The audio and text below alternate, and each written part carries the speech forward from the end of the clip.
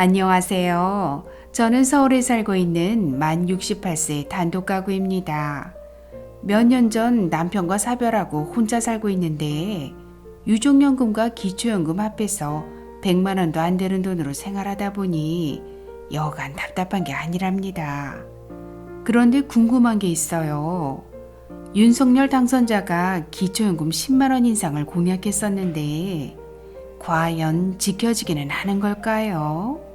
그리고 기초연금 10만 원 인상하는 것도 중요하지만 생계급여 연계감액 등과 같이 노인들이 불편해하는 것부터 해결해줘야 하는 것 아닐까요?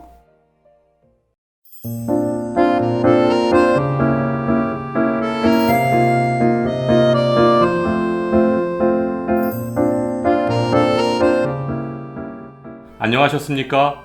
행복한 인생의 막 알베르토입니다. 보도자료에 따르면 이번 대선에서 월소득 200만원 미만 어르신들 중 60% 이상이 윤석열 후보를 뽑았다고 합니다. 그런데 과연 기초연금 10만원 인상이 노후준비가 부족한 어르신들께 가장 시급한 해결책인지 오늘 함께 생각해 보도록 하겠습니다. 노후준비가 부족한 어르신들께서 기초연금의 문제점으로 생각하는 첫 번째는 줬다가 뺏는 기초연금입니다. 만일 생계급여를 받고 계신 어르신께서 만 65세에 기초연금을 받으시면 받은 기초연금만큼 생계급여가 감액됩니다. 예를 들어 생계급여를 50만원 받고 계신 어르신께서 만 65세에 기초연금 40만원을 받게 된다면 기초연금 40만원을 100% 소득으로 반영하기 때문에 생계급여 50만원에서 40만원이 깎인 10만원만 받게 되십니다. 또한 기초연금 40만원을 받아서 소득 인정액이 높아지면 의료급여 혜택에도 문제가 생길 수 있기 때문에 기초생활수급자분들께서는 기초연금을 아예 신청조차 하지 않으시는 것입니다. 이렇게 줬다가 뺏는 기초연금, 당장 시정되어야 하지 않을까요?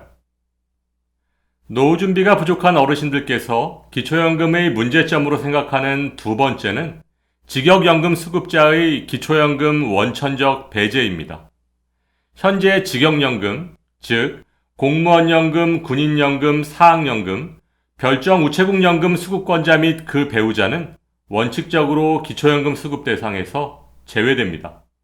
물론 직역연금 수급권자의 평균 연금액이 국민연금 평균 급여액보다 월등히 높은 것은 사실이지만 모두가 그렇게 많은 연금을 받고 계신 것은 아닙니다. 또한 오래전에 개인 사정으로 직역연금을 일시금으로 받아 모두 소진하시고 지금은 굉장히 어려운 생활을 하고 계신 분들도 많은데 기초연금을 원칙적으로 신청조차 못하게 하는 것은 불공평하다고 생각합니다. 따라서 직역연금 수급권자 및 그 배우자도 개인의 상황이나 연금 액수에 따라 연계 감액을 하더라도 원칙적 제외는 시정되어야 하지 않을까요? 노후준비가 부족한 어르신들께서 기초연금의 문제점으로 생각하는 세 번째는 연금소득의 기본공제 배제입니다. 기초연금의 소득인정의 계산 시 연금소득에는 기본공제가 없습니다. 그런데 근로소득에는 기본공제 103만원과 추가공제 30%를 적용하는 것에 비하면 너무 큰 차이가 나고 있습니다.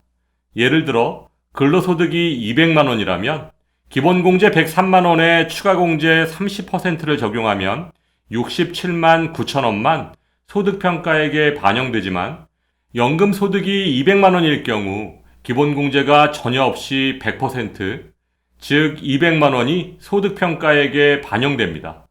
어차피 연금소득도 젊어서 열심히 일해서 번 근로소득을 아끼고 아껴서 연금에 납부한 것인데 유독 연금소득, 그 중에서도 의무가입시킨 국민연금에 기본공제가 없다는 것은 너무한 것 아닐까요? 반드시 시정되어야 합니다. 노후준비가 부족한 어르신들께서 기초연금의 문제점으로 생각하는 네 번째는 재산의 기본공제에 대한 불균형입니다. 시가 5억 원 아파트를 소유한 사람은 시가 표준액을 기준으로 소득인정액에 반영되기 때문에 약 40에서 50%의 기본공제 효과가 있지만 전세 5억 원에 사는 사람의 기본공제는 단 5% 뿐입니다. 또한 5억 원 금융재산을 가지고 있는 사람은 기본공제가 달랑 2천만 원 뿐입니다. 그리고 대도시의 지역별 기본공제는 1억 3,500만 원이고 중소도시는 8,500만 원, 농어촌은 7,250만 원으로 기본공제의 차이가 많이 납니다. 여기에 대출은 부채로 인정해서 사용처를 따지지 않고 100% 공제해주고 있습니다. 이런 내용들을 종합해보면 되도록 많은 대출을 받아서 대도시의 자기 집에 사는 사람이 기초연금을 받을 확률이 높다는 얘기인데요. 기초연금과는 어울리지 않는 것 아닐까요? 대도시의 부동산에 유리하게 반영되는 기초연금 계산 방법, 당장 시정되어야 합니다. 노후 준비가 부족한 어르신들께서 기초연금의 문제점으로 생각하는 5번째는 국민연금 연계감액입니다. 국민연금 연계감액은 2022년 현재 국민연금을 기초연금의 150%인 46만 1,250원 이상 받으면 기초연금의 최대 50%까지 감액하는 제도인데요. 1988년부터 시행된 국민연금에 2014년 뒤늦게 확대 시행된 기초연금을 연계해서 감액한다는 것 자체가 말도 안 되는 일입니다.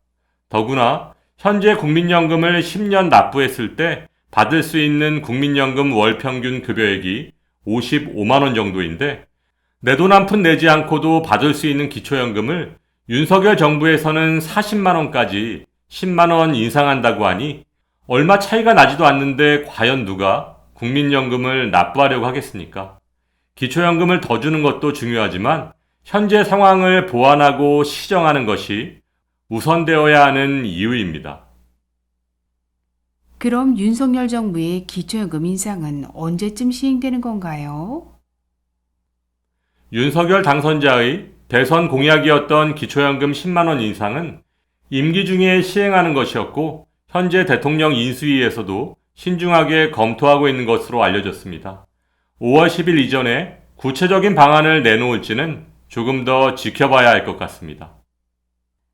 오늘 선생님 말씀을 듣고 보니 기초연금 10만 원 인상보다 현재 상황을 수정 보완하는 것이 더 중요할 것 같다는 생각이 드네요. 더 좋은 건 조금 덜 받더라도 만 65세 이상 노인 전체에게 기초연금을 지급하는 것이겠지만 예산이 만만치 않을 것 같고.